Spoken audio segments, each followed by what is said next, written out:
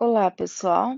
Então, vamos hoje para a nossa primeira aula de Química Ambiental, que é a professora Giane, e essa é uma disciplina do curso de mestrado em Engenharias e Ciências Ambientais. Hoje vamos falar do nosso primeiro tópico, que é Química Básica do Solo. Tá? Vamos abordar basicamente definição e composição. Posteriormente, gravarei os vídeos sobre os demais tópicos. Utilizaremos como base da nossa disciplina essas 4 referências bibliográficas. Na aula de hoje, basicamente o material saiu desse livro aqui de Química Ambiental, do Bird e Kane, ok? Mas também indico para vocês o Stanley Manahan, esse Manual de Adubação e Calagem, e esse livro aqui sobre solo, planta e atmosfera. Ambos tem na nossa biblioteca. Em relação as características básicas dos solos. Vamos destacar aqui o seguinte, que os solos formaram a partir da decomposição de uma rocha matriz, como a gente pode ver aqui, ó, ou rocha mãe. Basicamente, pelo tempo e por processos como o intemperismo. O intemperismo altera física e quimicamente as rochas por ação da água, do clima e do vento. Podemos definir o solo como sendo um manto superficial formado por rocha desagregada, matéria orgânica em decomposição, ar e água em proporções variáveis e também os organismos vivos. Então, a nossa rocha é que essa, então aqui, ó, observem que aqui ainda com pouco tempo, 1 milhão de anos, a nossa praticamente uma rocha, um grupo rochoso, e esse vai sofrendo ação de ventos, chuvas e climas, e com o tempo vai formando aqui então solos jovens. Solos jovens têm aí de 2 a 3 milhões de anos. Solos jovens ainda têm uma lenta desagregação. Observem que ainda tem partículas bem grandes. E aqui nessa última aqui nós temos um solo maduro, já com todos os horizontes. Esse levou milhões de anos ininterruptos para se formar, sob a ação do intemperismo. Quanto aos horizontes do solo, podemos visualizar aqui nessa figura, vamos começar falando aqui da rocha-mãe.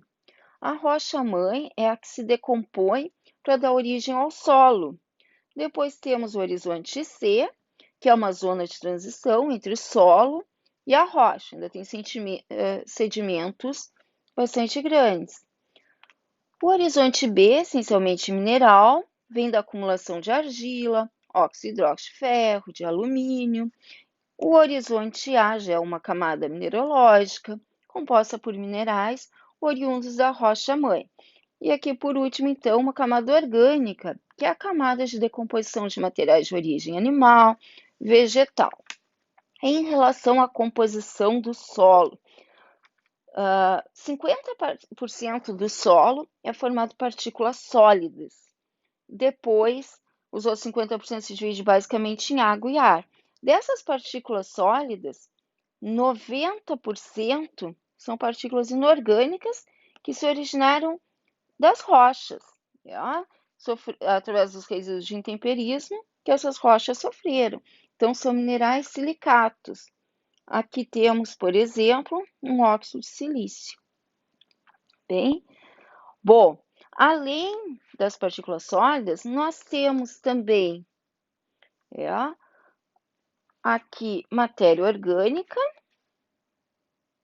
vamos marcar, e espaços porosos. Matéria orgânica a gente tem de 1 a 6%, e aqui nós temos os ácidos úmicos e fúlvicos, que são colóides hidrofílicos, e temos a argila, que é hidrofóbica. No ar, temos aqui então uma quantidade de 5 a 10% de oxigênio, a questão da composição da água, em torno de 25% aí, e temos também, vamos destacar aqui que o CO2 presente no solo é bem maior do que o CO2 presente na atmosfera. Em relação ainda a esse processo de formação do solo, vamos falar um pouquinho aqui sobre intemperismo. Então, aquela questão que a gente falou anteriormente, com o tempo, o intemperismo dos silicatos minerais das rochas pode envolver reações químicas com água e ácidos e ocorrer a substituição de íons. Isso ocorre, né, e vem a formar os minerais de argila. A argila, ele é um componente bastante pequeno, em torno de 2 micrômetros. É componente da fração argilosa do solo. Aqui um detalhe que a gente pode destacar é que as partículas de argila, okay? Então são partículas pequenas, elas possuem, né, uma contracamada de cátions que estão ligadas via eletrostática a uma camada interna carregada. Então essas argilas normalmente elas possuem cargas, poderiam ser positivas ou negativas, mas normalmente negativas e ligadas eletrostaticamente. Então nós teremos aqui os cátions, como por exemplo NH4, sódio, cálcio, né? Magnésio, enfim, que são cátions que são trocáveis aí com as partículas de argila. Em relação ainda aos componentes do solo, temos que destacar aqui colóides. O que são colóides? São partículas menores que 1 micrômetro. Essas partículas são responsáveis pela atividade química do solo. Os processos mais importantes ocorrem na superfície das partículas coloidais da argila. Nessa figura aqui ao lado, pessoal, destacamos ainda e trazemos um modelo que fala um pouquinho mais dos componentes do solo. Observem aqui aquilo que eu falei, 50% do solo são partículas sólidas, onde 90% são as partículas minerais e apenas de 2 a 5% orgânicas. O resto temos 25% de ar e 25% de água. E em relação às principais propriedades, bom, do colóide, para destacar um pouquinho mais, a gente pode dizer que essa é uma fração heterogênea que constitui diferentes espécies de minerais e materiais orgânicos.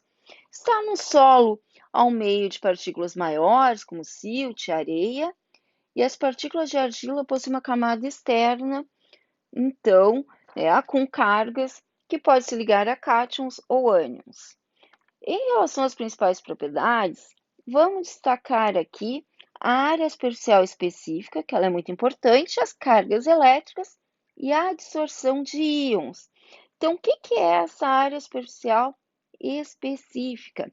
Ela é a medida da área da superfície das partículas por unidade de peso.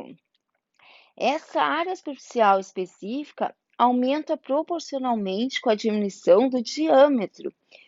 E as partículas coloidais apresentam uma alta área superficial específica, já que elas possuem um tamanho bastante pequeno. Bom, essa área superficial específica, então, ela vai aumentando conforme vai diminuindo o tamanho da partícula. Isso dá para exemplificar aqui com esse cubo. Conforme a gente foi dividindo ele, foi aumentando a área superficial específica. Um detalhe importante é que quanto maior a área superficial específica, maior é a reatividade das partículas do solo. Por exemplo, em relação a tamanho, podemos ver aqui, então, nessa tabela aqui, ó, cascalho. Cascalho são as partículas maiores. Elas têm em torno maior que 2 milímetros ou 2.000 micrômetros. A areia, ela tem em média em torno de 200 micrômetros. O silt, 20 micrômetros. E a argila, 2 micrômetros. Então, observem aqui que há uma proporção sempre de 10 vezes maior entre uma e a outra. Okay? Então, a argila, ela tem uma reatividade muito maior do que o cascalho. Podemos ver aqui, ó. O cascalho tem uma superfície específica muito pequena. Já a argila tem uma superfície específica muito maior. Em relação a outra propriedade que falamos, que é as cargas elétricas. Em geral, as partículas coloidais apresentam cargas elétricas quando colocadas em um meio líquido polar. Essas cargas elas podem ser negativas ou positivas. Vamos analisar separadamente a origem de cada uma delas. Vamos falar primeiro de cargas negativas. Cargas negativas. Bom, elas se originam basicamente de três processos: ou de quebra de arestas de argilas silicatadas, ou pela substituição isomórfica, ou pela variação de pH, de ferro, alumínio e outros óxidos. Bom, as cargas negativas, elas podem ser classificadas em cargas permanentes e cargas dependentes de pH. Cargas permanentes. Cargas permanentes ocorrem por substituição isomórfica. Isso pode ocorrer em tetraedros e octaedros. Existem nas estruturas minerais e são originais na substituição isomórfica nos tetraedros e hectaedros das argilas minerais do solo. E essas podem ser preenchidas por cátions com raio iônico semelhante, porém com menor carga. Por exemplo, podemos ter o alumínio, tem uma carga mais 3, substituindo o silício, que tem uma carga mais 4. Vamos detalhar um pouquinho mais isso posteriormente. Em relação às cargas dependentes de pH, então temos o seguinte, que com pH maior que 5, tá? A gente vai detalhar um pouquinho mais isso em alguma ilustração posterior, vai aumentar as cargas negativas, que são formadas pela dissociação do hidrogênio nas superfícies laterais da argila mineral, um por um, que é esse exemplo que a gente tem aqui, dos óxidos e hidróxidos, dos compostos orgânicos carboxílicos, enfim, gerando aí, então, cargas negativas nos colóides do solo. Por exemplo, a questão aí que a gente falou da substituição isomórfica. Então, vamos pegar, por exemplo, primeiro vamos ver assim, sem substituição isomórfica. Vamos pegar o exemplo de um tetraedro. Então, temos aqui, por exemplo, o nosso silício com carga mais 4 e temos aqui 4 oxigênio, então, cada um aqui com um elétron, se ligando aí ao nosso silício. Observe que todos se ligam, não sobra carga nenhuma. Agora, com substituição. Essa substituição, pessoal, ela ocorre quando da formação da rocha. Então, vamos pensar o seguinte, no lugar do silício, ela se formou com alumínio, que tem carga 3. Nós temos 4 oxigênios para se ligar a esse alumínio. Então, observe o seguinte. Então, aqui, somente 3 vão conseguir se ligar, vai sobrar 1. Então, sobra uma carga negativa. Então, essa substituição isomórfica de um elemento por outro de desigual tamanho, e ela ocorre quando a formação do mineral. Pode ser, neste caso, como a gente viu aqui, o silício mais 4 sendo substituído pelo alumínio mais 3 nos tetraedros, ou ainda podemos ter o alumínio mais 3 sendo substituído pelo magnésio mais 2, ou pelo ferro, que também tem carga mais 2, nos octaedros. Isso vai produzir um déficit de carga positiva e um excesso de carga negativa. Bom, vamos falar um pouquinho também da origem das cargas positivas. Resumindo aqui em cima, as cargas positivas vão surgir quando a gente tiver um pH menor que 5, como este caso. Então, observem aqui que predomina a carga positiva e vai atrair ânions, como o molibdênio aqui, Bom, agora e se as cargas forem menor, se o pH for menor que 5? Aí, nós vamos ter aqui as cargas negativas e vai atrair os cátions, como cobre, manganês, ferro. Bom, mas qual a origem das cargas positivas dos colóides de solo? Basicamente, nas superfícies de óxidos de ferro e alumínio.